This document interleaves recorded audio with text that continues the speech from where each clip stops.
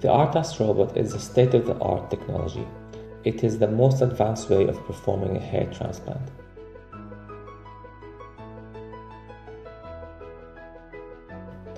It is able to make the site making, which means that it will make the sites to implant the hair.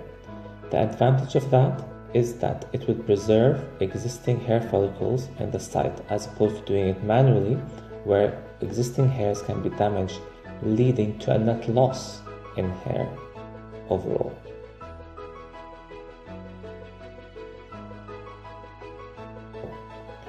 Now it also is able to extract the hair from the scalp.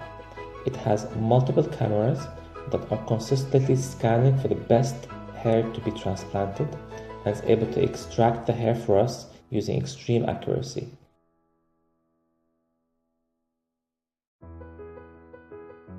It has got the lowest transection rate compared to a human being.